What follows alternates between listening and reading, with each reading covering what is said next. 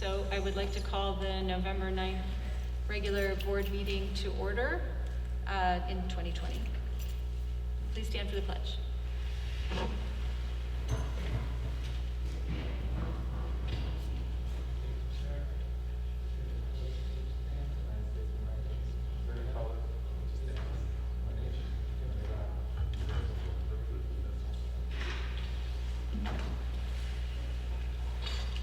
Kelly, can you do roll call? Here.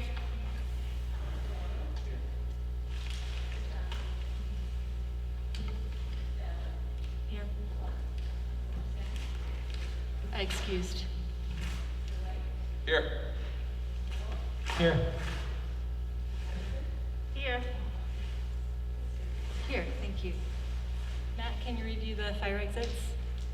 Yes, the exits are in the back of the theater. Thank you. Can I have a motion to adopt changes to the order of business on the agenda? So moved. Is there a second? Second.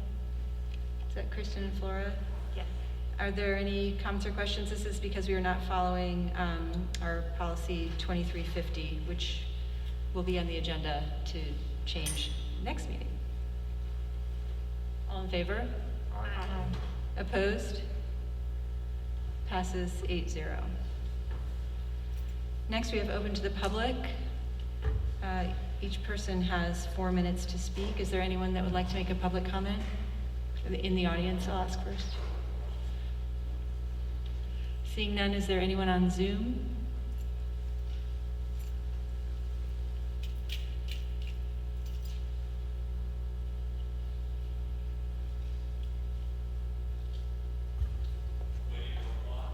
Thank you.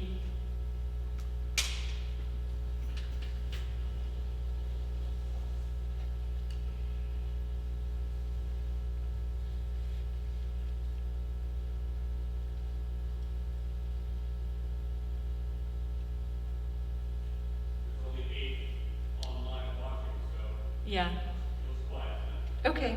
Well, then we'll move on to the workshop. Matt?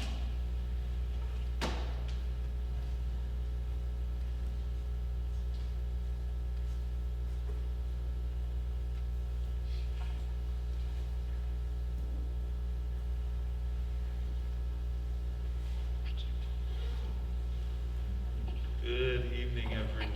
I want to just take a few minutes tonight to update the board about a few things that we've been working on or have come up. The first thing we're going to talk about is just some reopening updates, because some things have happened in the last couple of weeks since the last meeting.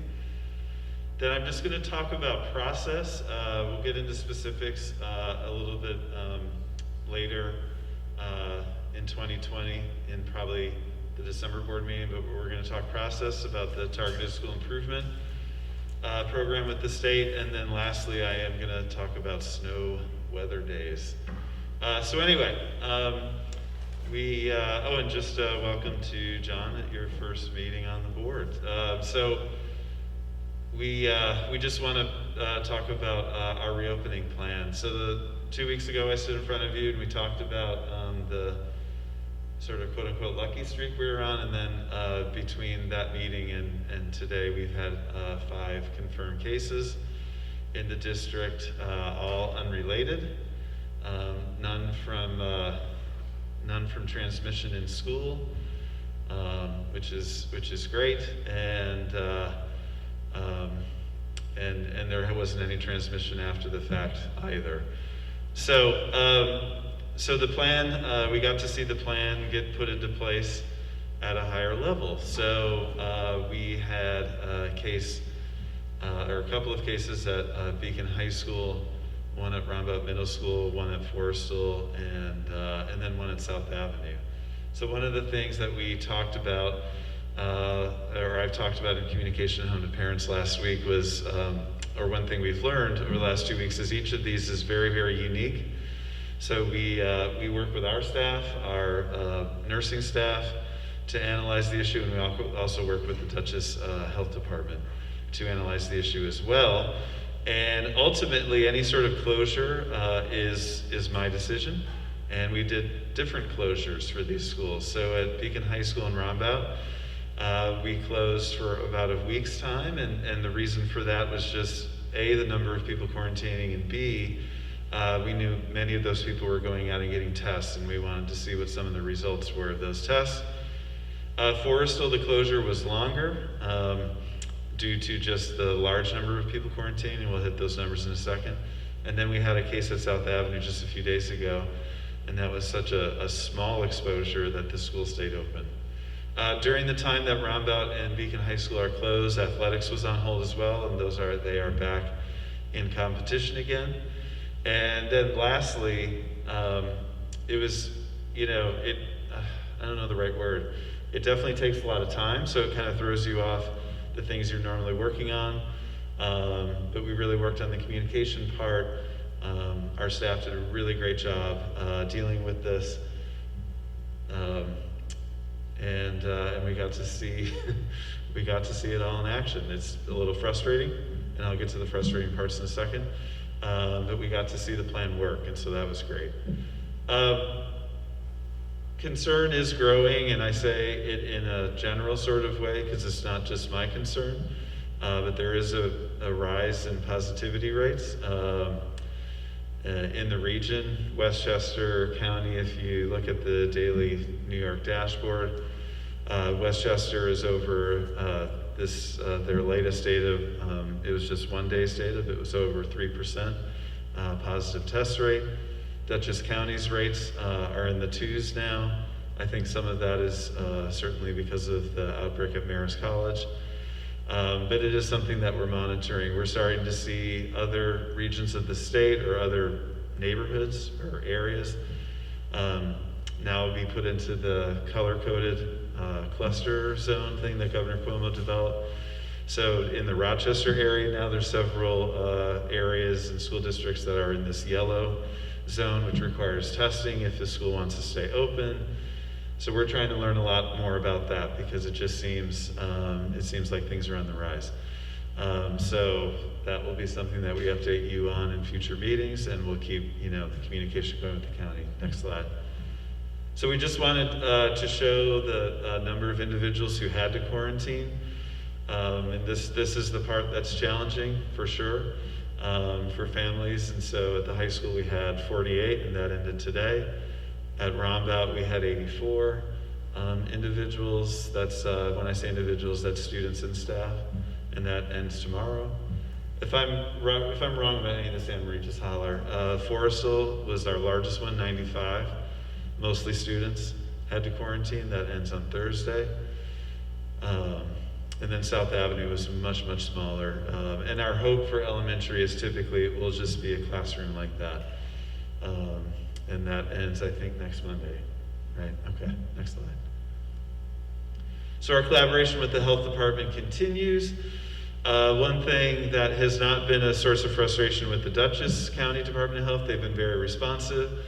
But the quarantining aspect of this is a communication challenge for us. We are making the calls, our staff is making the calls, mostly nurses. Anne Marie has made many of the calls as well. You saw those numbers, that's a lot of people. And when the news alert goes out from me, I know it raises the anxiety level in the different school communities. So I'm learning that other counties, the health department actually makes that call, and Dutchess, it's school staff that makes the call, so that's a little point of frustration that we'll try to work on improving. And then the other difficult part of this is we submit all of the information of all the folks that have to quarantine to the New York State Department of Health, and then quarantine letters are supposed to be issued to all the people that we've asked to quarantine, and there is now quite a large gap with folks not getting those letters, including me as a parent. I haven't got mine yet. I'm not quarantining, someone in my house is. So that is something that New York needs to get better on, especially as cases grow. I think people will take the quarantining more seriously if they receive a thorough follow-up with the health department, which needs to happen more. Another challenge we had, I think we've done a good job communicating with the community, both with the individual calls and with communication from the district. People always want to know more than we're able to tell, and so that's a little point of frustration, but we've worked through that with a lot of people. So just in short, the plan is in place. It worked well the last 2 weeks. You know, before the last 2 weeks happened, I said a few times, when we have to do a short-term closure, when we have a number of people quarantining, that's actually the plan working. And I don't want to say it's a positive thing, but it's the thing that keeps people safe. And so it was our chance to see if there was transmission within the school, which hasn't happened, which was great. It's also our chance to see if the cases are arising from school, and they have not. In fact, most of the cases really kind of came from outside of Dutchess County even into the school. So we've been doing well with that part, and it is the plan in action. And we're just gonna continue to roll with it. Every day is a new day with this, and we do still have our weekly regional call with the Dutchess County Department of Health. They've been great. And we also work, our nursing staff works really closely every day on this, and our administrative staff, our teachers, everyone's been really great making this happen. But we certainly have had a week with some new experiences for the district. Next slide. All right, so I'm going to switch gears and just, and if you guys have questions about anything, you can wait till the end. You can holler them out now. We have 2 of our schools have been named by the state as target school improvement schools. This is based on state test scores from the 17-18 school year and the 18-19 school year.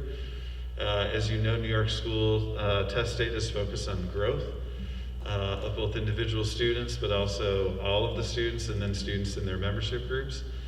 And the state has put Rombaud and Sargent on this target list to improve academic growth of Black students.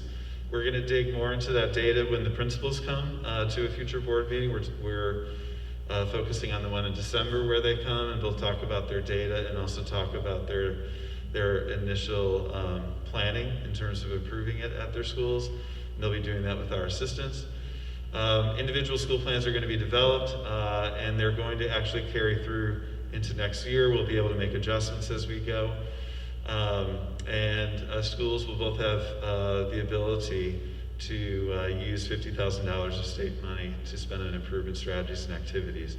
So that can be a variety of things. It can be some staff development. It could also be learning materials, and it can also be things directly targeted at kids who need help. And so we're excited to have that additional money. Just in terms of process, on the next slide. These are just some things that are happening. We have climate surveys for both schools that are going out on Thursday of this week.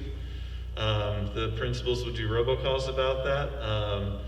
And they'll be going out digitally for everyone to fill out if they attend those schools. The schools will have information sessions next week on Monday. Bill and Eric will be joining the principals for those information sessions that will just kind of go through this process a little bit more in depth. Schools will formulate action plans. District will create one to support them. The principals and Bill and Eric will present to the board in December, just also getting more into the data, but also some of their action steps. Board approval of this will either be at that December meeting or in January. And then we also will do a district-wide climate survey in the spring, which I think will really help, because we're also supposed to look at the whole district, and that will help us plan for the upcoming year. We take, I said in the letter, and I want to reiterate it, this is a challenge. It's based on test scores from a few years ago. Our opt-out rate is pretty high. Opting out of taking the test is pretty high in Beacon, so Rombaud it's been a little bit over 30% during this whole time, so we have a number of our students not taking the test.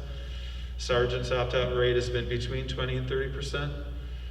So that's a challenge. And then also, as I stated in the letter, it's a challenge to think about the state testing program happening this spring. It's a challenge because of the large number of students we have who are remote learners, all remote. Right now, the state plan is to require them to come into school, as far as I can understand, to come into school to take the test. I think there'll be a number of parents that will probably have an issue with that. And also just how this year, as I just talked about, these short-term closures we've had to done, a number of students in quarantine. To me, it's a tricky year at best to be doing state testing like it's a business as usual kind of year. So that could change. We just found out that the January Regents tests were canceled this year by the Board of Regents. So with a new president, there may be some different mandates from the federal government about testing. So we'll find out more about that as time goes on. So I'll be updating that. But the good thing with this is we can use our own assessments to measure improvement. And so that'll be something that the principals will be talking about with Eric and Bill. So this is a chance for us to improve outcomes for our students, to improve outcomes for our students of color. And we, as you know, we've shown in that equity report card, we've made some gains in some areas over the last few years, and we also have a lot of room for growth for students of color, students with special needs in the district especially. So we need to not just focus on these schools, but the whole district in terms of improvement strategies. And that'll be work that we talk about in future meetings as well. Next slide. So the last thing, sorry I'm kind of hopping around to different things today. We can, when you have questions, we can just sort of hop back all over the place. This is a topic, it's funny, this is like, for a long time this summer and fall, this was not the thing on my mind because we were so intent on getting school open as early as we could for the students who wanted to. Plus it was just so warm this summer, and then we had, what was it? It was the day before Halloween that it snowed, and kind of freaked me out a little bit, so we definitely got moving on our inclement weather plan. So it's a little bit trickier this year, and I want to just go over it with you and get feedback if you have it. So this year, you know, I like to use that 2-hour delay quite a bit to get those buses out more safely. And this year, 2-hour delay is really not available. It would be difficult to do. Our high school schedule is curtailed enough as it is. A 2-hour delay would really shift that schedule quite a bit and make it near impossible. The elementary students are already coming on a 1-hour delay. So I don't want to say it's completely impossible, but a 2-hour delay would be difficult for us this school year. Just kind of glancing at my data for the last few years, I tend to do as many 2-hour delays as I do closures. It varies by year, but it could be anywhere from 4 to 5 of each of those in a given year, depending on the weather. The state has allowed districts to pilot, instead of closing fully for weather days, to have to use those days as remote learning days. I know there's certainly a trend online, and I saw some superintendents' communications from other districts kind of go viral about the power of a snow day and letting kids be kids and getting out there and going sledding and building snowmen and all that good stuff. So I'm all on board with that. I love a good snow day too. I just worry about the days where we have to deal with weather because there's freezing rain at the beginning of the day, and that's not so much fun to go out and play in. So we're trying to develop a way of looking at this that we probably will have to use some remote days on days that we close. We'll be closing because of transportation issues and wanting to keep people safe, but also use snow days too. So last slide. So we have a couple options. One is, and I've seen some districts do this, that they just kind of use up the weather days as they come. We have 6 built into our calendar. They use those weather days, and as soon as they're done using those weather days, then they go to remote learning days anytime I have to close because of weather. There's pros and cons to that. One is it's very simple. You know, as soon as I'm done with those 6 days, we're going to remote learning, so that's the simple part. The con of that is, and it's kind of built into option 2, but you want to kind of use that, close everything down on the day where you get a foot of snow, or there's power outages, people have to dig out all day, and or play in the snow, whatever you want to call it, but days where the snow would be disruptive to remote learning being effective, whether it's kids showing up for remote learning or us having power.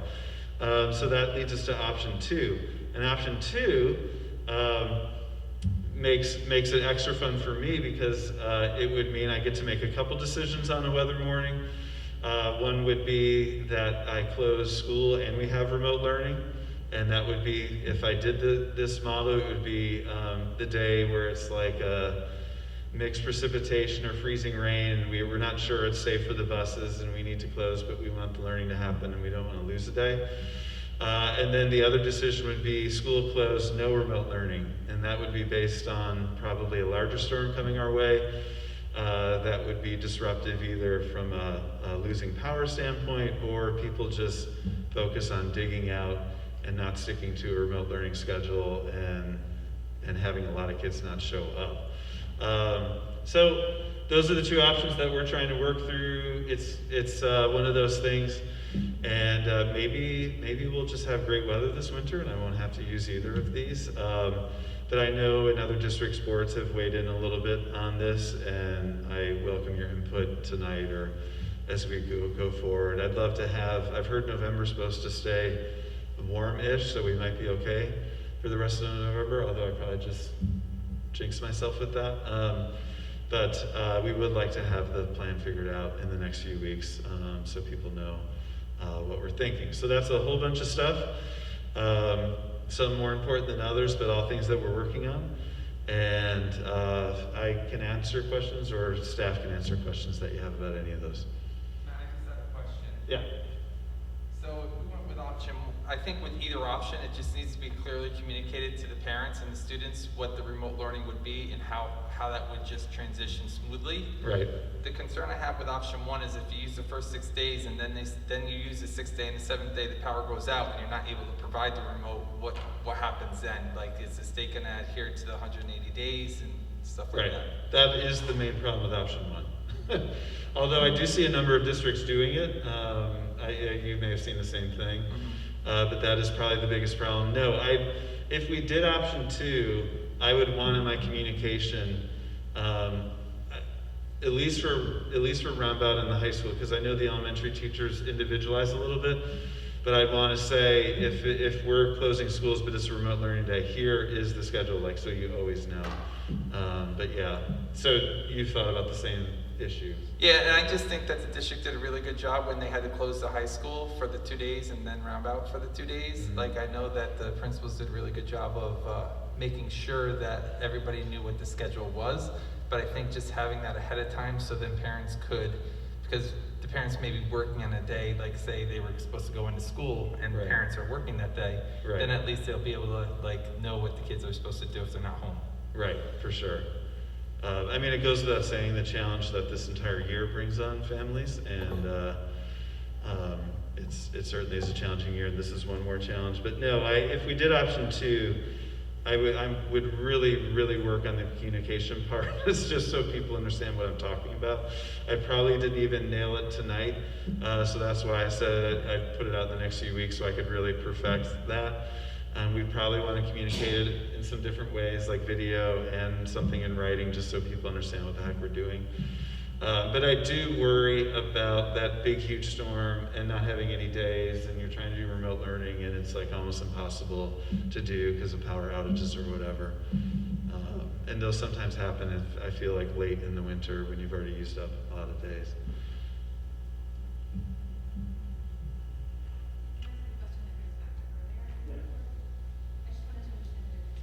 Target and a lap school.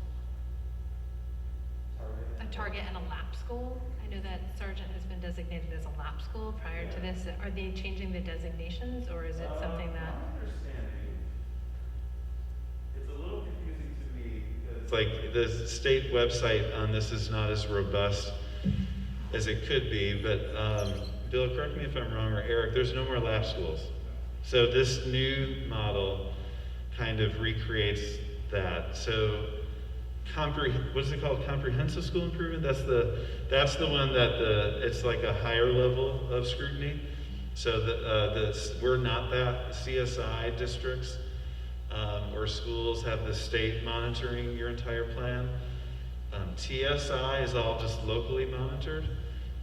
It's kind of like they took LAP and they sort of folded it in to some other structure, so they kind of did away with it, but sort of mushed it into this other way of doing it. Yeah, I'm nice that there's a fact sheet that you can look up, but I couldn't find LAP anymore. And so previously we were, at least I knew Sargent was designated for students with disabilities, economically disadvantaged students, and students of color.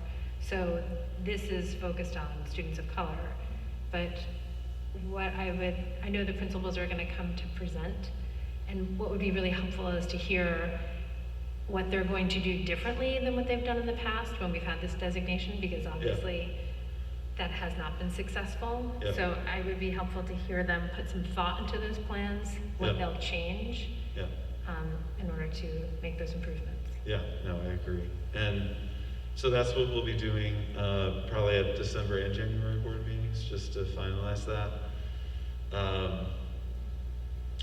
Yeah, and we will go through, we also, there's what you're identified for, and then what you could potentially be identified for, and so we'll talk about that Okay. at the meeting too. And Matt, with the TSI also, I know that each school gets 50,000, but doesn't the district get a 50,000 as well? Yes, the district also gets 50,000. We're using some of that to just do these surveys, because we're using K-12 Insight. We're using some of that to have a person kind of help us with the implementation of the plan through BOCES. But we'll have leftovers to do leftover funds to use for some other things. The question I had was because the district had two schools with two different subgroups, does the district get like 100,000 for each, like 50,000 for each one, or just 150,000?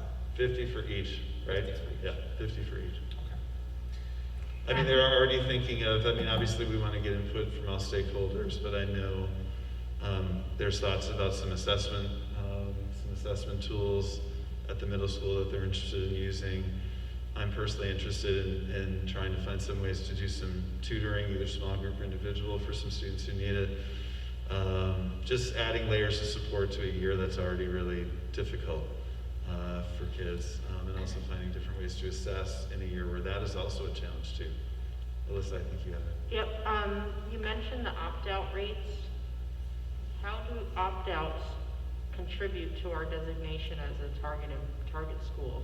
They don't. Well, the reason I bring it up is it just it makes our data analysis just trickier, because there's just a number of kids that didn't even take the test. So it just makes it a little bit more difficult on our end. I personally don't have any issue with people who opt out. Like, I feel it's become a personal choice sort of thing, or a family choice. I do have an issue, as you can tell, I do have an issue with us as a state plowing ahead with thinking about spring tests without thinking about everything that's going on right now. I have a feeling that there'll probably be more conversations at the state level about it. And I want to be clear, it's not me trying to escape accountability. It's just, we talk about opt-out rates. I think the opt-out rates, I'm not trying to create something that of self-fulfilling prophecy, but I think the opt-out rates would be really high this year, just from the number of students who are all remote to start with, and then you'd go from there. So I don't feel like the state testing plan is realistic. But the one good thing is this. I don't want to bash the state fully, because they've been really flexible with us on this. You know, they've given this huge sort of extension of a timeline for districts and schools, and they've also really encouraged us to use our own assessments. And so this is an opportunity for us to grow our own assessment program and show how, you know, students are growing and not just relying on state tests to tell the story. And I know that's been an issue brought up in board meetings for a few years now. We've made some steps, and I think this will help us make some further steps with that. So, And this could be an opportunity where the state test becomes less important and what we do becomes more important. So I'm trying to see the positive with that part of it. Yeah. is that funding available to help us design our own local assessments? For sure. Yeah. Yeah. Next question. The history of this is that the grades 3 and 8 assessments, the tests, okay, are used for evaluating teachers' performance. What is the current status of that aspect? Well, the current status is the tests are happening and it's part of APPR, which is the teacher annual professional performance review. I need to stop saying all these acronyms all the time. So APPR is our teacher evaluation system. It is currently part of the plan, so I would imagine that's why New York and probably every other state in the country is hesitant to do something with the test, because it makes the teacher evaluation part difficult for them to do. I would argue that that's not the meaningful part of the teacher evaluation. The meaningful part of teacher evaluation is observing their classrooms and seeing the wonderful things they're doing. But I don't need to get into a debate about APPR. So for some time, it is currently the plan. They had suspended the connection to teacher evaluation some time ago. Is that suspension still in effect, or has it been removed? What suspension? The suspension of Last the year, connection. they didn't tie APPR to tests because of the pandemic. So I think he's asking if the suspension is still in place. Yeah, they were waived last spring. APPR just was like ended. Like they just told us to stop. This year, it is moving ahead. The state tests are moving ahead. I think it could change. I mean, schools are experiencing a fair amount of disruption right now, not just Beacon. Like the 2-week overview of what we've dealt with COVID cases, I think a lot of districts in the region have been dealing with the same thing. And I think we've done a good job adjusting to that, but it's still disruptive. But no, there's no suspension this year. I would just like to point out to the board that the TSI is new, and there were 450 newly identified districts out of the 700 in New York State this past during the time frame that he's talking about, the 17, 18, 18, 19. Most of the districts, I don't want to say most, but some of the districts were identified based on their accountability of less than 1% of the student performance. For instance, Matt was talking about the opt-out rate. If you have enough of the students opting out, but yet you have that number of 30 students taking the test, but you say you have 150 students in that subgroup, but only 30 take it, and then you take your total population for the district, you're being accountable for the 30 kids based on the performance of the 30 kids that took it, and your district might be a lot larger. So there are some districts that in that 450 that were identified are identified as a TSI school based on less than 1% of a subgroup, which is important because it's a small fraction. I think what Dr. Lando was saying, it's a small fraction. Now we want to make sure 100% of our students are being successful, right? But it's hard to have a state hold you accountable. The good thing is that there's nice funds to go along with this that's coming from the federal government. Right. So I think that we could use this opportunity to dive deeper into what we need to do, and we have some secured funds there. But I just wanted to point out that it could be less than 1%. And I don't know if that's the case in Beacon, but I know with some districts that were identified, it's less than 1% of the population, and that's why they were identified. We'll dive deeper into the data at the meeting where we have the principals with Bill and Eric.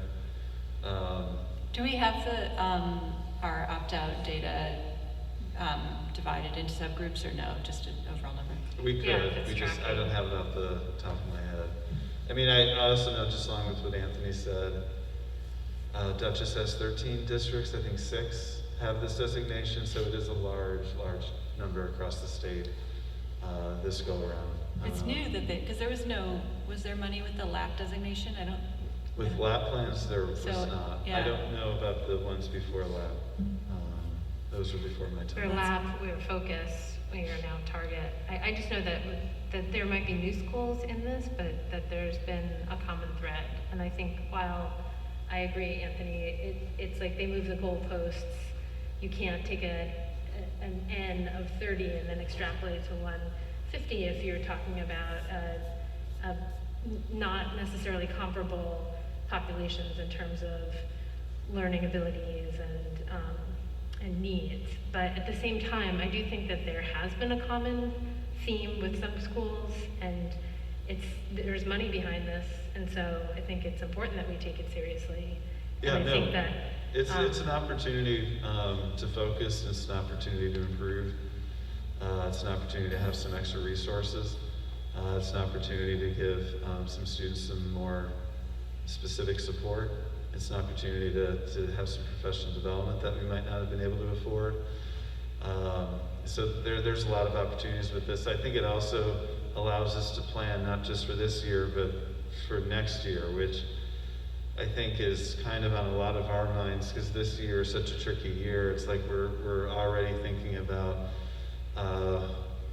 thinking that school might be all back in person at some point next year.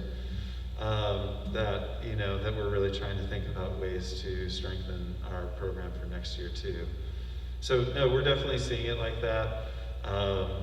It was a very wide net that the state threw out there, and a lot of districts are in it. But it still is an issue. I mean, I link it to our equity report card. If you look at our equity report card, we have disproportionality in just about everything we do, whether it's enrollment in classes, upper level classes, or student achievement, or what have you. I mean, we're starting to close the gaps in some of those areas, but we have a long way to go in others. So this is an opportunity to help with that.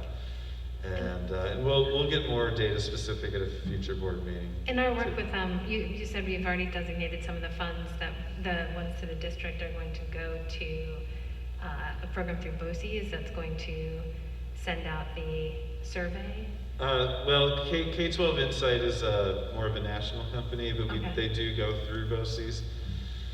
We wanted, instead of like the typical Google thing, we wanted someone to crunch the data, do a more professional job for us, so we are paying for that with the funds.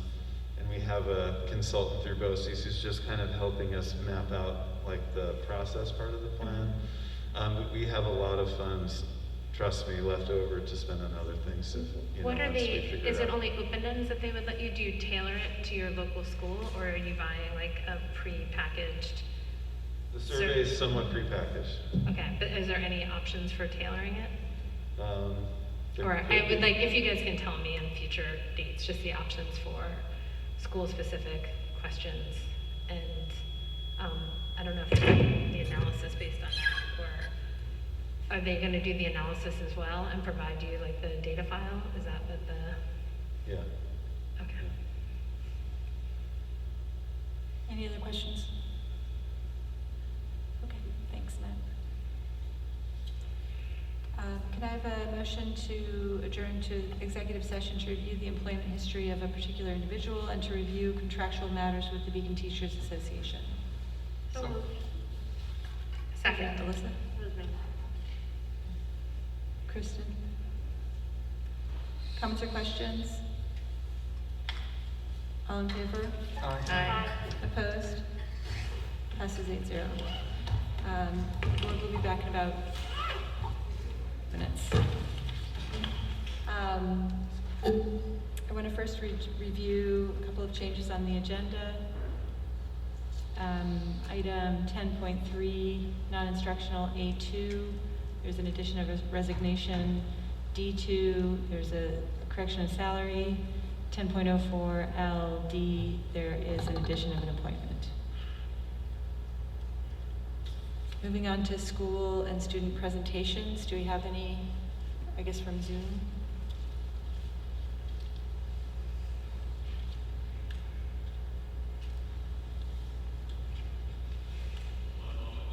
Thank you.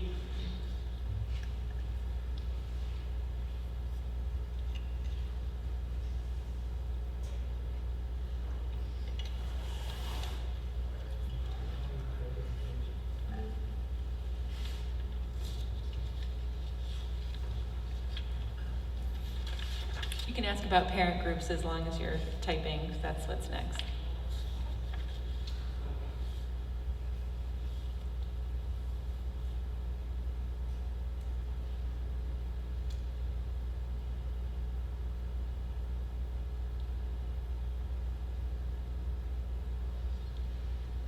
Do you want to see if there are any parent presentations?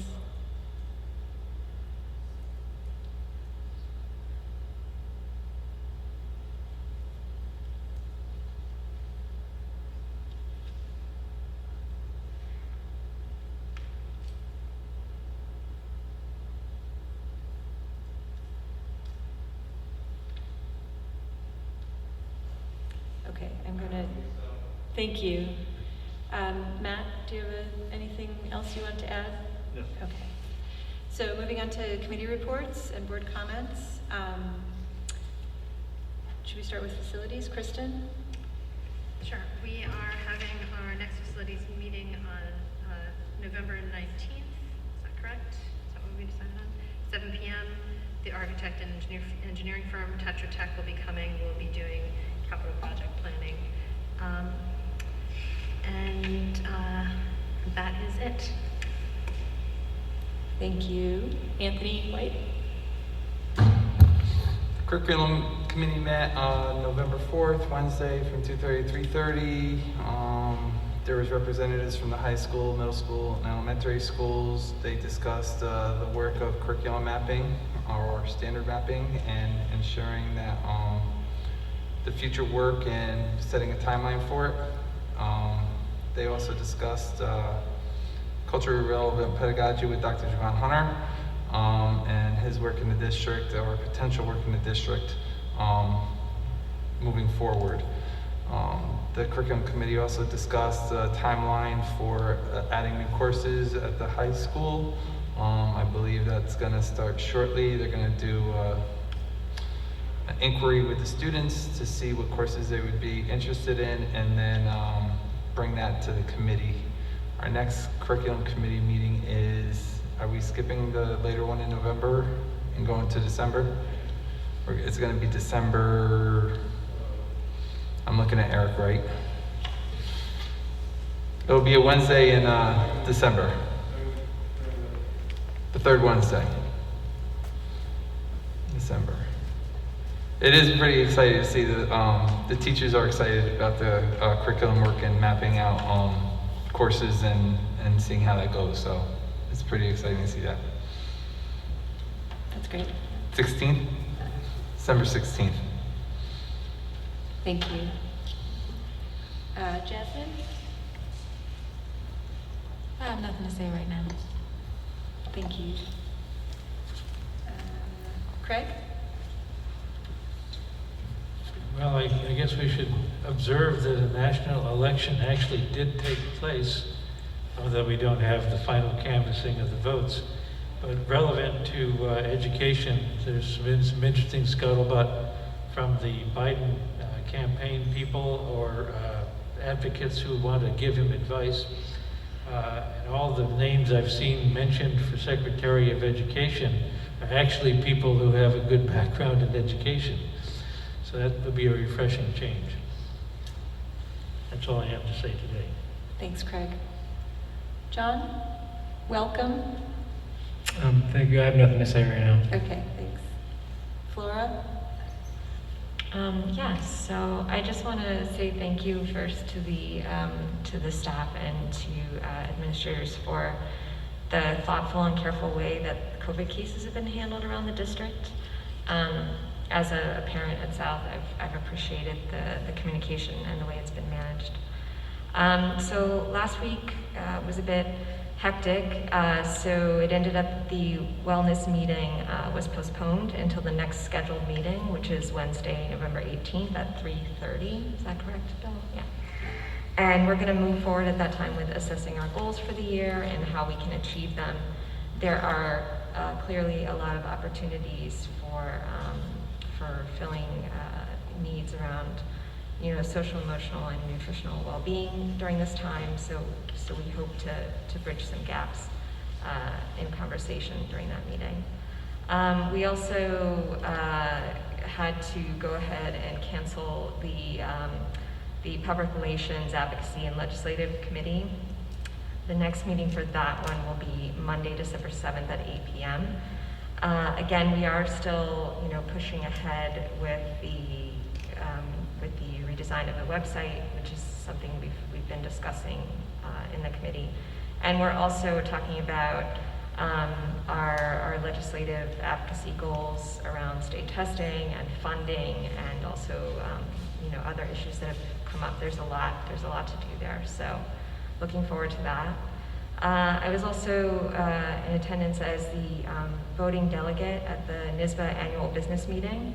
And we did pass the resolution that was drafted by Craig, supporting legislation to enable the Commissioner of Education to declare alternate election arrangements when a disaster substantially interrupts a scheduled school board or budget vote. And as many of you will remember, that is exactly what happened, I guess 2.5 years ago now, when we had the microbursts on the day of the election. There were a lot of other interesting resolutions passed around state aid and state testing and all kinds of things. It was a very interesting discussion. That's all for now. Thank you. Alyssa? Our next policy meeting is scheduled right now for December 7th, but it sounds like we may have to reschedule it. So we'll keep you posted on that. On Monday, I just today signed up for a webinar that is being given by NISBA. It's called Bridging the Equity Divide Through Board Policy. They encourage board members, superintendents, district administrators, and district clerks to attend. And I will just read a little bit about what it's about. Recent news events have led many school boards to view public education as the principal vehicle to help eradicate racism and inequity in our nation. In that spirit, NISBA, in conjunction with the Commission on Diversity and Inclusivity of the New York State Council of School Superintendents, wow, that's a long name, develop policy materials for district leadership teams to formalize and operationalize their commitment. These materials set forth goals and expectations, direct the collection and analysis of data, and establish culturally competent educational practices. So they're going to be presenting and reviewing these policy materials and answer questions. So it's on Monday, the 16th from 2 to 3. There's no cost, so I signed up for it. Anyone who's getting the NISBA alerts in their inboxes should have the email. It was sent over today around 5 o'clock. But Jasmine and John, I'm not sure if you guys are receiving the NISBA emails yet. If you're not and you're interested in registering for this, let me know and I'll forward you the invitation. It sounds interesting. So I'll be taking copious notes and bring anything that seems pertinent to us to our next meeting. What's the date of it, Alyssa? It's Monday the 16th from 2 to 3 p.m. and it's, I think it's done through Zoom, by Zoom. Thanks. I have a few updates. One, the update about Dutchess Stadium is that there is no update. We don't have any news on the contract for sale of that land yet. We are currently sort of penciled in for December 7th for our retreat with Dutchess Mediation. That does conflict with the policy meeting. Currently, Anthony Tsang's not sure if he can make it, so I'm going to send out an email to everyone to get an alternate date, and we'll see which one, hopefully one of the two will work. In the meantime, I spoke with Claudia from Dutchess Mediation today. She's going to send me an email with time slots for individual conversations with board members. It will either be Claudia or her partner, Justin, that will do sort of like an intake interview with each of you. It takes about a half an hour in order to guide the retreat. And I asked her to create an MOU that we can have on our next agenda for this. So I'm really looking forward to this. I think it's going to be great for the board. I'm excited, and with 2 new board members, I think it's a great way to move forward, build some trust, and work on our communication before we get into budget season. And that's about it. I attended NISBA in the way that we all attend online conventions right now. I ended up having a really busy work week. Luckily, all of their webinars are online, so I've been slogging through them, and actually the one I watched today was really interesting. I'm mostly attracted to the ones about budget, to be honest, right now. And the one I watched today was from the state comptroller's office, and they were just talking about how board members become board members, usually for some sort of personal agenda, and then they realize they have to become fiscal experts. And that certainly has been a learning curve for me. So these webinars are really helpful, and I'll be happy to pass on whatever knowledge I learned there. Thank you. Oh, Meredith, can I ask, so you said you're looking at an alternate date for the retreat from the 7th? Okay, so it's possible that we could still have the It's policy and the possible. payroll? Okay. It is, yeah. I really want it to happen before the end of the year, so I assumed Monday nights would be good for most board members since Right. other Monday nights are taken. Now, at the same time, same night. Is that what you're talking about? No, I'm saying if. We usually do. If the retreat doesn't happen, then we'll Yeah. keep it as is, yeah. So for now, let's hold it and then see. Okay. We'll wait further. Yes, confirmation. hopefully we can figure all that out this week. Anthony's schedule is really uncertain right now, so Okay. we're waiting on him. Okay, so the consent agenda, foreign language.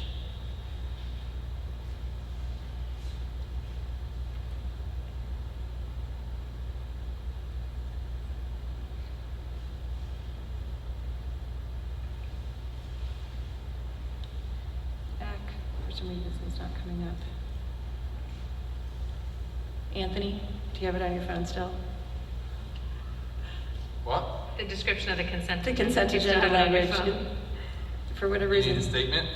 Yeah, do you have it? The purpose of the consent agenda is to permit the Board of Education to use its time more effectively. Those board members who who would wish to have any item pulled from the consent agenda may do so, and the board will vote on it separately, thus preserving the right for all board members to be heard on any particular issue.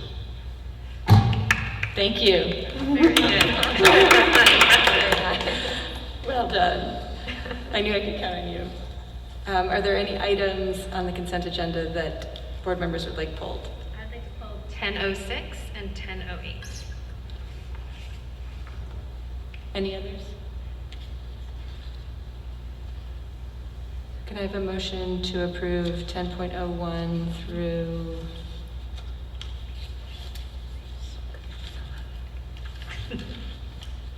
So moved. 10 point.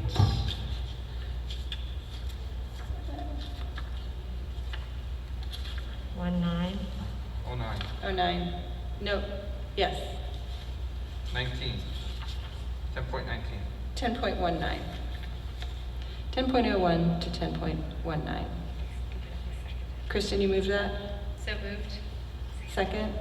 Second. Flora? Any comments or questions? All in favor? Aye. Opposed? Passes 8-0. Can I have a motion to approve 10.06? So moved. Kristen? Second. Flora? I just, are we at comments or questions, or? Yes, please. I just wanted to draw attention to item number in our claims auditor report, 35994, $19,405 to Air Guys. This is an expense for PPE and 95 masks and gowns. Just because I think it's important that we track the costs associated with being open, because we are looking at a reduction in state aid. Our goal in opening was largely around mental health, continuity of education, and equity, and we are absorbing costs to do this. And so if we are going to do any advocacy to address this, I think we need to take into account the overall costs that we've incurred so that we can let the state know. And if anybody else is, I know I've raised this a few times, but if anybody else is interested in doing this, it might be something for advocacy. I think this is a great subject for, which we'll be talking about next week, about how our audit committee format is going to change. And I think there would definitely be room to bring it up there. I would personally be interested in knowing more.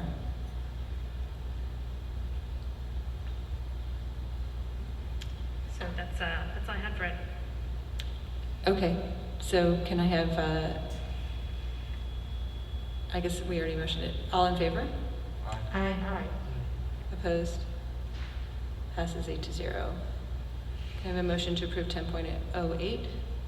So moved. Kristen, second? Second, I guess. Laura? Just keep doing You it. guys are the dream team tonight. Moving Comments or along. questions? So that's me again, sorry.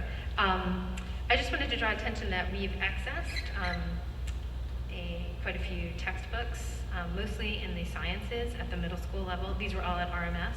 I really appreciated the explanation that was offered in the description of doing this, that we are not using these materials anymore. The teachers found that alternative materials, not only that they aligned better with standards, but this is also something that a while back we had identified as being a big drain, budgetary drain, huge investments in textbooks, and teachers tailoring their own curriculum aligned with state standards using current materials available can be both more engaging and cost effective, and it's really great to see it happening around the sciences and in the middle school.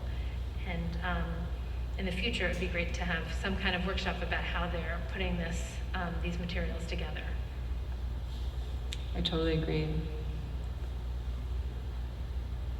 Any other comments or questions?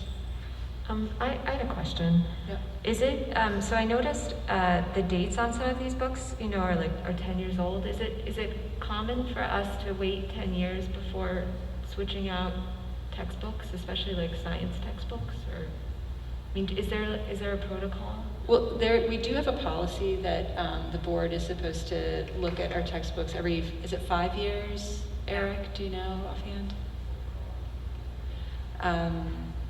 That doesn't mean we would stop using them necessarily, but we are supposed to.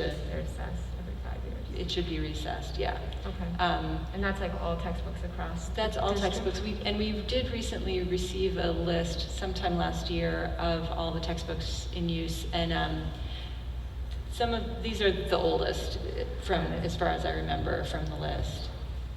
Have And they been, Eric, I'm assuming that they've been supplementing with other materials and just not replacing these books, but this is a decision to move away completely from.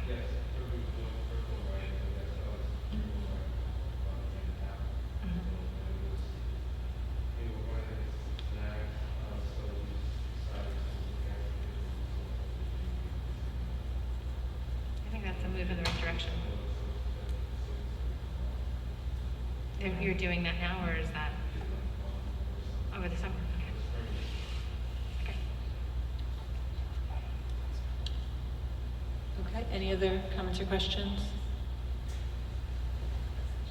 All in favor? Aye. Aye. Opposed? Passes 8-0. Can I have a motion to adjourn the meeting? Almost. Anthony, second? Second. Alyssa? All in favor? Aye. Opposed? Passes 8-0. Thank you. Have a good night.